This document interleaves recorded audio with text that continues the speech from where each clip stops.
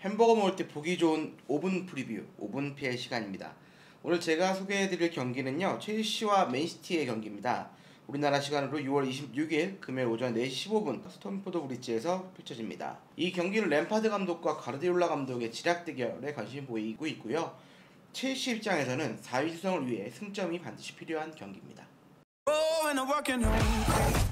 네, 순위 목표는 2위 맨시티, 4위 첼시의 대결입니다. 그러나 승점차는 무려 12점, 맨시티는 2위가 사실상 유력한 상황이고요. 첼시는 4위 자리를 놓고 맨유, 울버햄튼, 셰필드, 토트넘, 아스널 등과 경쟁을 하게 됩니다. 이번 경기의 관전 포인트는 역시 램파드 감독과 가르디올라 감독의 지략 대결. 램파드 감독은 아시겠지만 푸른 심장이라는 별명이 좀 유명한데요. 근데 현역 시절 막바지 맨시티에서 뛴 적이 있어서 덜 푸른 심장 이렇게도 불리기도 합니다. 그래서 좀 관심사가 높고요. 전력은 맨시티가 우위입니다. 맨시티는 지난 라운드에서 번리를 5대 0으로 대파했는데 더브라이너나 스털링, 라포르테 이 핵심 선수들이 선발로 나서지 않았습니다.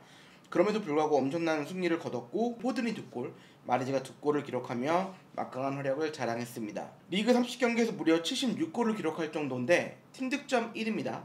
근데 좀 하나 아쉬운 게요. 16골로 팀 내 득점 1위를 달리고 있는 아구에로가 부상으로 결장하는 것이 좀 아쉽습니다. 첼시는 공수 밸런스가 매우 뛰어난 팀이고요. 53득점, 47점. 특히 중원이 탄탄합니다. 핵심 미드필더 조르지뉴가 징계에 돌아오고 복귀전을 치를 예정이고요. 또 캉테, 코바시치, 마운트, 길모어, 바클리.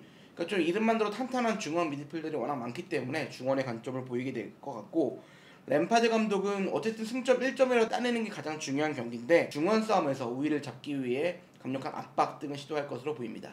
네, 두 팀 모두 지난 라운드에 승리를 거뒀습니다. 맨시티는 리그 재개 직전에 라이벌이죠. 라이벌 맨유의 0대2 패배를 당한 것이 좀 뼈아프긴 했지만 바로 재개하자마자 막강한 활약을 자랑했고요. 핵심 선수들 아끼고도 번니의 5대0 대승을 거뒀습니다. 첼시도 분위기는 좋습니다. 리그 4경기에서 3승 1무의 성적을 거두고 있고요. 만약에 맨시티를 넘을 수 있다면 4위 수성의 목표에 좀 근접하게 될 것 같습니다. 근데 다만 최근 맞대결 성적이죠. 맞대결 상대전적 성적은 맨시티가 압도적입니다. 리그와 컵대회를 포함해 6번 만나 맨시티가 5승 1무 절대적인 우위를 차지하고 있습니다. 네, 두 감독 모두 4-3-3 포메이션을 사용하며 세밀한 패스트 플레이를 시도하는 거는 조금 비슷합니다. 그리고 한 명의 수비형 미드필더, 그러니까 맨시티에서 로드리가 될 것 같고요. 첼시에서는 조르지뉴, 이 선수들이 후방 빌드업의 중심이 되는 게 좀 비슷한 전술일 것 같은데, 그러나 좀 더 공격 작업에 있어서는 조금 다른 면이 좀 있습니다. 맨시티는 더브라이너와 실바 상당히 좀 공격적인 플레이메이커를 두는 경향이 좀 강하고요. 첼시는 공수 모두 좀 뛰어난 선수들을 중원에 배치하는 것이 특징이라고 볼 수 있을 것 같습니다. 맨시티 같은 경우에는 좌우 측면의 스피드와 개인 기술, 그러니까 좀 크랙 유형의 선수를 좀 배치하는 게 특징이고요. 최전방에도 빠르고 골 결정이 좋은 제주스나 아구에로를 투입해 많은 득점을 노리는 게 특징입니다. 하지만 이번 경기에는 아구에로가 장기 부상을 당했기 때문에 출전이 좀 어려워졌고요. 제주스의 좀 출전이 기대되고 있습니다. 첼시는 좀 반대로 중원에서 강한 압박, 왕성한 활동력, 그리고 공수 밸런스가 좋은 팀이라고 볼 수 있을 것 같은데, 상대의 공격을 차단한 후 좌우 측면 크로스, 그 다음에 전방에는 높이와 힘, 결정력을 갖춘 선수들이 한 방을 지어주는 이런 축구를 하는 게 특징입니다.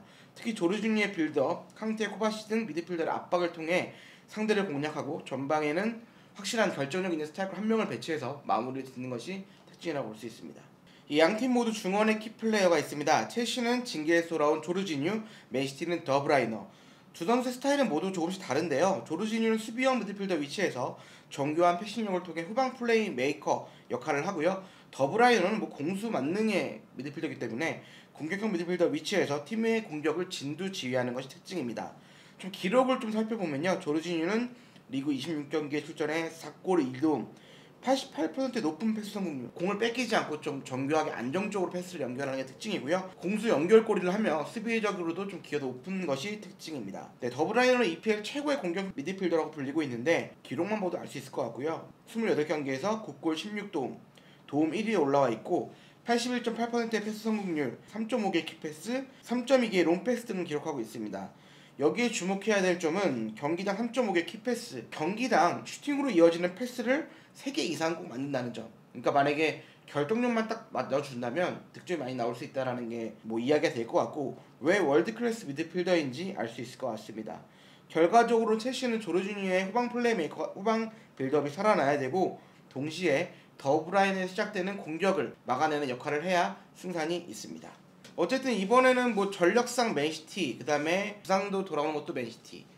그러나 저는 좀 무승부를 예측을 해보겠습니다. 가장 큰 이유는 동기부여라고 볼 수 있을 것 같고요. 첼시는 4위성이 정말 중요하거든요. 챔피언스리그 진출을 위해. 그래서 좀 악착같이 뛰지 않을까 이런 생각이 좀 들고, 맨시티는 좀 공격의 뭐 절반이라고 볼 수 있는 아구에로가 부상으로 빠지고 있기 때문에 좀 마무리의 능력에 있어서 조금 부족하지 않을까 싶고요. 첼시가 아무래도 중원 싸움에서 좀 많이 좀 우위를 점하지 않을까 이렇게 생각이 좀 들고, 좀 동기부여가 확실한 첼시가 승점 1점을 따기 위해 노력을 할 거라고 보여집니다. 결과는 2대2 무승부를 한번 예측해 보도록 하겠습니다.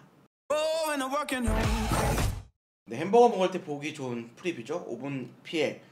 이번 소식은 여기까지고요. 기타 여러 영상들 인터티브에서 준비를 하고 있으니까 많은 기대를 부탁드리겠습니다. 그리고 그 다음 영상 또 이 5분 피해 시간에서 뵙도록 하겠고요. 다음 시간에 뵙도록 하겠습니다. 감사합니다.